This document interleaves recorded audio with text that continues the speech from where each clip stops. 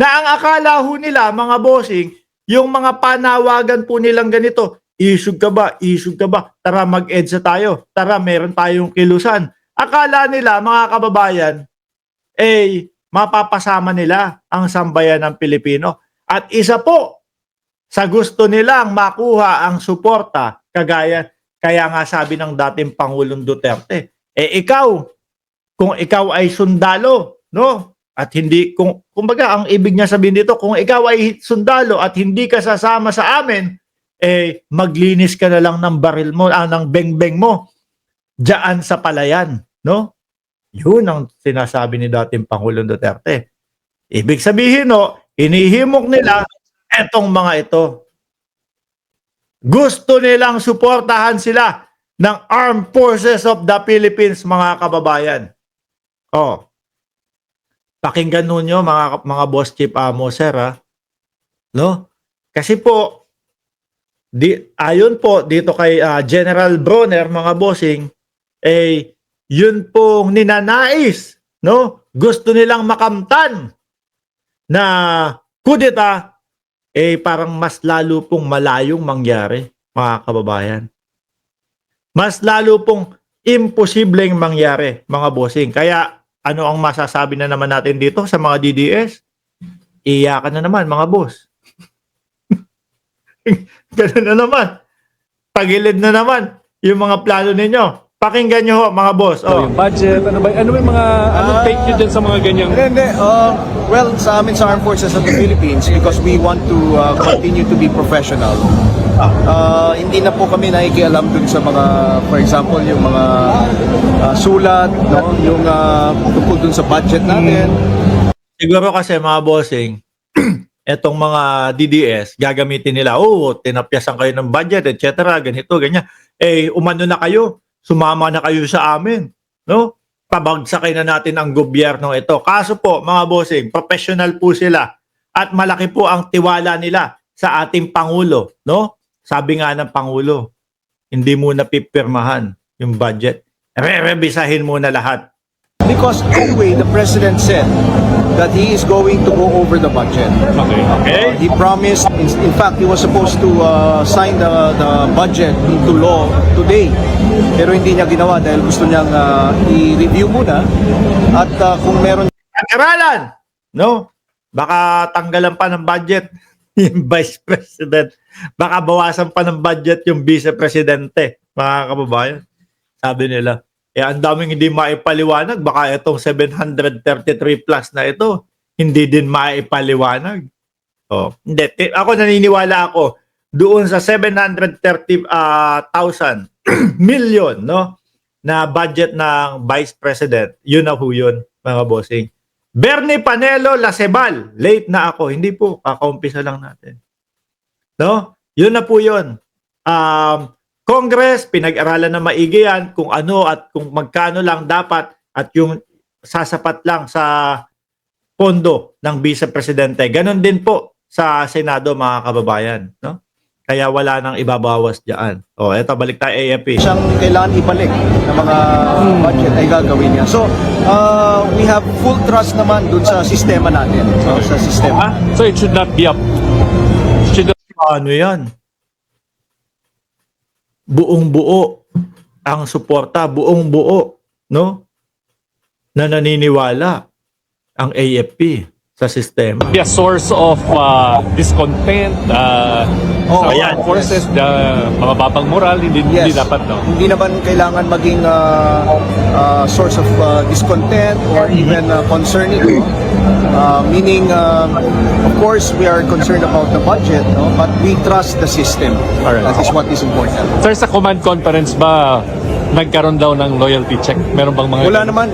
hindi nagkaroon ng loyalty check, no? Alam niyo po kung sino mga nagpapakalat ng mga loyalty check. Ayan! Nababahala na si Pangulong Bongbong Marcos o si Bangag Marcos. Sabi po nila Maharlika.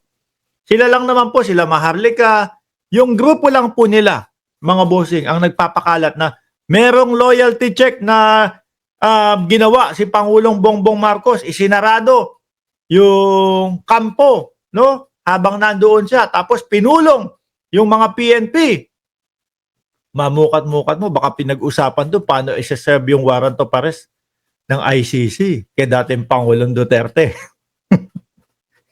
Wala pong loyalty check. Kaya naman po, kitang-kita nyo po sa pangunguna po ng AFP, General Bronner, sa pangunguna ni Marbil, mga kababayan. Mukha ba na may pag-aaklas na binabalak sila? Wala po. Kontento po sila sa pamamalakad ng ating Pangulo.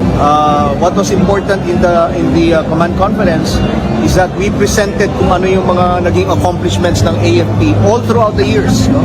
Several years. At yung siguro doon sa PNP at sa AFP at yung magiging accomplishment pa, no? Kung di ang iserve iserve ang warrant of arrest nila Bungo. Oh.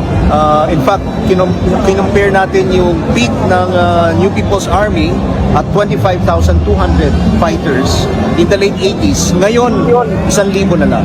So, yun yung present natin kay Presidente. And we presented also our new campaign plan. Yeah. Yung tawag po natin dun sa campaign plan natin is Tatag Kapuluan. Which encompasses all the operations that we need to do to protect our people and secure the state. Diba? Meron talaga yung pinag-usapan. Pakibulong sa amin, baka napag-usapan. No? Yung pag-serve ng warrant of arrest. Oh, PNP po ang mangunguna dyan, mga bossing. Kasi ganito yan, no? Maisingit ko lang po yung pag-serve ng warrant of arrest kung sakaling tapos na at meron na sa ICC. Lagi pong sinasabi ng mga DDS, walang jurisdiction. Pati si Vic Rodriguez, di ba? Sinabi ni Vic Rodriguez doon sa kanyang Merry Christmas greeting na napakahaba po na puros pamumulitika. Ano sabi niya? ICC, panakot lang nila na walang jurisdiction sa Pilipinas. Yes, wala. No? Dahil si dating Pangulong Duterte yung umalis. Nung naramdaman niya, ako yung iniimbestigahan. O sige, aalis na ako dyan. Kasi mga bossing, kung wala namang ginagawang masama, tapos iniimbestigahan siya, tuloy lang. No, di imbestigahan nyo. O, kung may mapala kayo, ang ganda-ganda at ang ayos-ayos ng aming ginagawa sa Pilipinas. Hindi. Rektahan. Umalis sa koneksyon ng ICC. Mga bossing. So, walang jurisdiction. Pero, konektado sa Interpol. At tayo po, Pilipinas, sinasabi po ng Department of Justice, mga kababayan, walang maaaring hindi natin pwedeng bastusin ang Interpol dahil konektado tayo. So si ICC lumapit kay Interpol, paki-help kami serve ng warrant of arrest kay Digong, kay Bato, kay Bungo. Okay, sige. Si Interpol kokonekta sa PNP, kokonekta sa Pilipinas. Sabi ng DOJ, hindi pwedeng bastusin. So ngayon, kapulisan natin, sila po ang magse-serve. Kaya nga iniisip ko din mga bossing. Baka yung 400 na bagong kapulisan dyan sa Davao, baka paghahanda po yun. Hindi ko kayo tinatakot, ha? Kumbaga, pag-aanalisa lang po itong ginagawa natin doon sa sunod-sunod na mga pangyayari po na nagaganap. Diba? 400 bagong kapulisan diyan sa Davao. Baka kailangan bago para pag sinabi, ise-serve natin itong warrant of arrest na ito.